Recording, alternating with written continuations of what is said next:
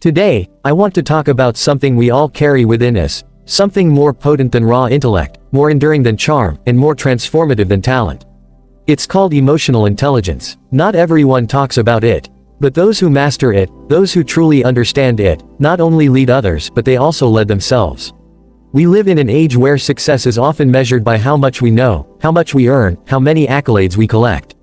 But knowledge without understanding, power without empathy, and ambition without compassion are hollow victories.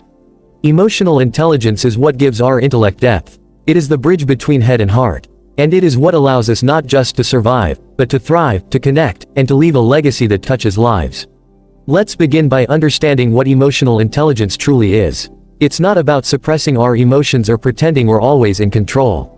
It's not about being soft or sentimental. Emotional intelligence is about awareness of our emotions, awareness of the emotions of others, and the ability to manage those emotions in a way that fosters growth, harmony, and purpose. It is made up of 5 core elements: self-awareness, self-regulation, motivation, empathy, and social skills. When you understand yourself, when you can pause in the heat of the moment and choose your response, when you can walk into a room and feel what others are feeling, you have power, real power.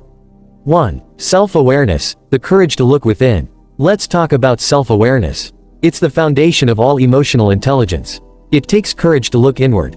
To ask ourselves, why did I react that way? What am I feeling right now, and what does that feeling mean? Many people avoid these questions because they are uncomfortable. But here's the truth, growth begins at the edge of discomfort. When we become aware of our emotional triggers, our strengths, our blind spots, we stop being prisoners of our past. We stop living on autopilot. Self-awareness brings clarity, and with clarity comes the power to change. It's not easy, but it is necessary. Because you can't manage what you don't understand. 2. Self-regulation, the power of the pause. The second pillar is self-regulation. This is the ability to pause, to breathe when you want to explode, to stay calm when the world is chaotic, to hold back that sharp comment when your ego is bruised. In a world that often glorifies instant reactions, emotional intelligence teaches us the power of the pause. The pause is where wisdom lives. The pause is what separates a reaction from a response. Self-regulation isn't about suppressing your feelings, it's about understanding them, processing them, and choosing a response that aligns with your values. When you can master this, you become someone others can rely on. Someone who leads not through fear, but through trust. 3. Motivation, the fire that burns from within. The third aspect is motivation. Not the kind that comes from rewards or recognition, but the inner fire, the drive to keep going when no one is watching. The discipline to stay focused, the resilience to bounce back from failure, the grit to keep pushing forward even when the odds are against you. People with high emotional intelligence are motivated not by ego but by purpose. They are fueled by meaning. They know why they do what they do, and that why keeps them moving. In the face of setbacks, they don't give up, they rise. Not because it's easy, but because they have chosen to connect their efforts to something bigger than themselves.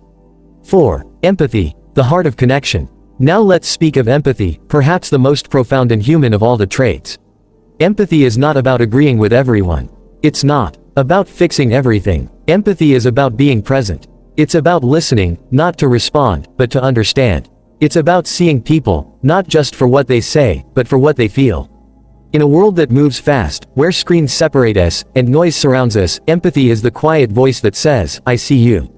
I hear you. You matter. And when people feel seen, when they feel safe, they open up. They trust. And that is where real connection begins. Whether you're a leader, a parent, a partner, or a friend, empathy is what will make your impact lasting. 5. Social skills, the art of relationships. The final piece is social skill, the ability to build relationships, to inspire, to influence, to collaborate.